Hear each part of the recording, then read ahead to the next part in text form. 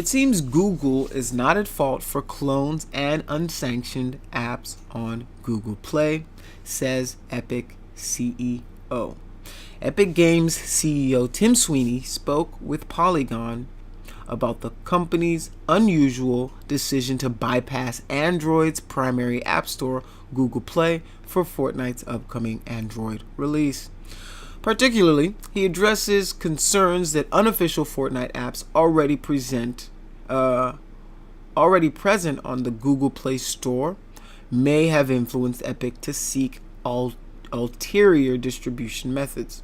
For Fortnite, those unofficial apps range from apps offering items and strategy guides to fake and battle royale games using Fortnite assets. Sweeney said the prominence of these kinds of apps on Google Play was not factored into the decision to release the game as a standalone installer rather than hosting it on Google Play. Beyond that, Sweeney also notes that he doesn't believe devs should hold companies like Google or Apple at fault for clone games that do show up on mobile platforms. I don't think we should fault Google or Apple for the appearance of clones, Sweeney told Polygon.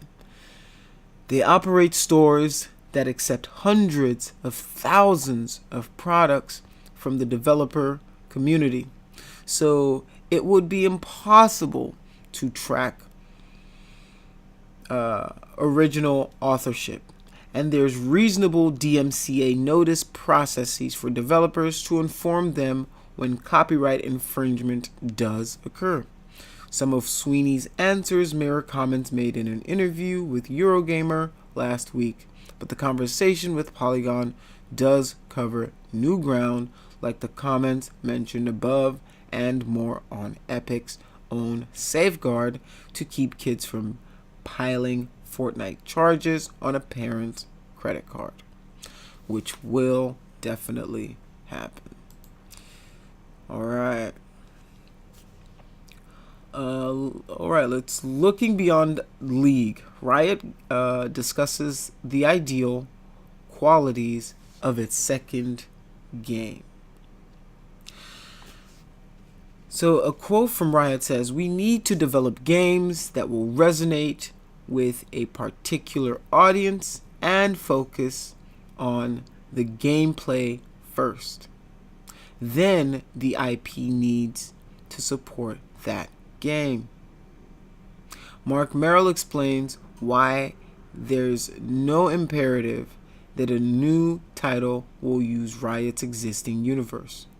So far, outside of a board game and a couple of smaller projects here and there, Riot Games has only released one game in its nearly 12-year lifespan, League of Legends.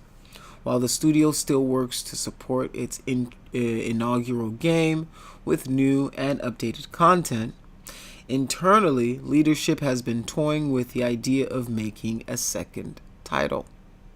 The public side of the conversation began with a tweet from Riot Games co-founder Mark Merrill 2 weeks ago that asked a simple question: should we build a MMO? Speaking to Variety, Merrill followed up on that initial query and offered a light look at how the team at Riot Games is approaching making the studio's second major game.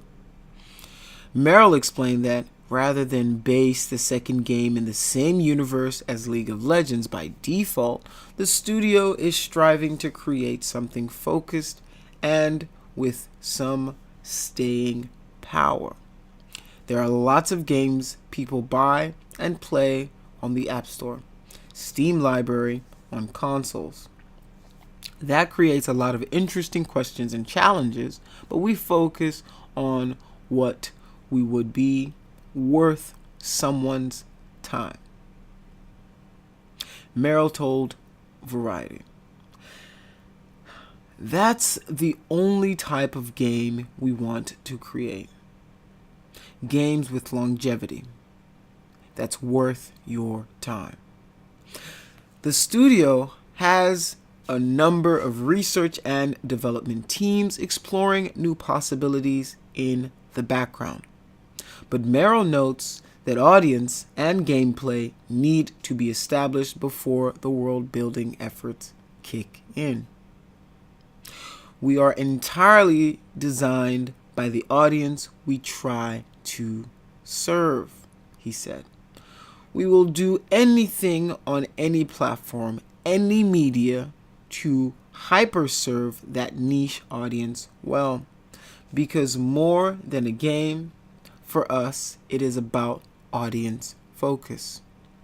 This, of course, is just one small part of the conversation on Riot's process for approaching that fabled second game. You can find the full interview over on Variety. All right. So yeah, that's pretty interesting. Riot's taking a look at making its second game. They want to know if anybody would like an MMO. I mean, personally, I love their art style, so I think an MMO would be right along their wheelhouse. But if they want to really like shock people, they do something like, third person open world game or something like that, something story driven. I think that would be dope. I mean, you can have a story in an MMO, but maybe they can do a story game. But nowadays, everybody's looking for microtransactions and mini microtransactions to make their game sell. So I doubt that's a model they're looking for, since they're audience focus, which usually means I need that moolah. But yeah, I mean, that's good for them. Hopefully their next project turns out to be an awesome one. All right. All right, let's talk about some quotes. Awesome quotes from awesome people. John W. Gardner once said, "Life is the art of drawing without an eraser." You can't erase your mistakes. You can't rewind. You can't go back. So learn your lessons. Learn from your mistakes. All right.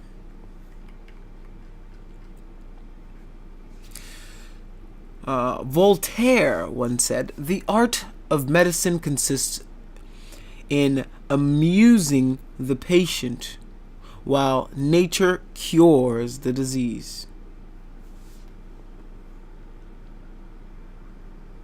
Malcolm Forbes said, "Diversity, the art of thinking independently together." Paul Hawkins once said, "Good management is the art of making problems so interesting and their solutions so constructive that everyone wants to get to work and deal with them." It's real good. Ad Reinhardt said, "Art is too serious to be taken seriously." I like that one. Jeff Richards said, "Creative without strategy is called art. Creative with strategy is called advertising."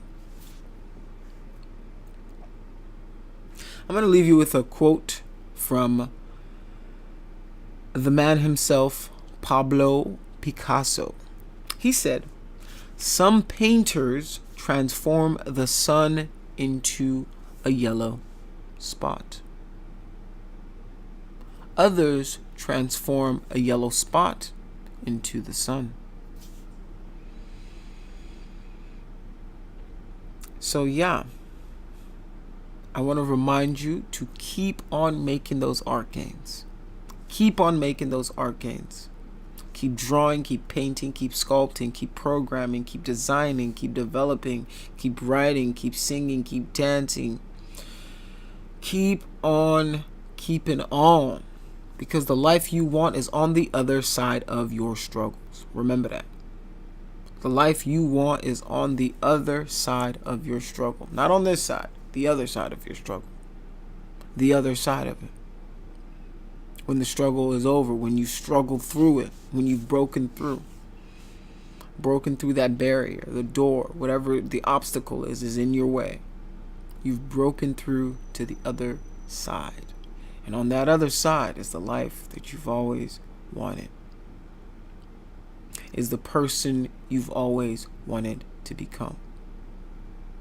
Think of how to make yourself more valuable, how to learn more skills, because if you want to earn more, you want to be more, you've got to learn more. You've got to learn more. Throw yourself deeper than you've ever thrown yourself. All right, I want to remind you that you can catch any of these episodes on YouTube, Instagram, not Instagram. You can catch the episodes on YouTube, Anchor, Pocket Cast, iTunes, Spotify, pretty much wherever you get your podcast. You can follow me on Instagram, Facebook, and Twitter. Oh, including Snapchat now. On @ArtOfStruggle. Definitely send me a message, DM, whatever you want to do. Slide in them DMs. Do your thing. Just keep making those art gains. Keep on struggling. Keep on doing your thing. For real. On that note, man, I want to thank y'all for listening to The Art of Struggle. This is Ty on The Art of Struggle, signing out.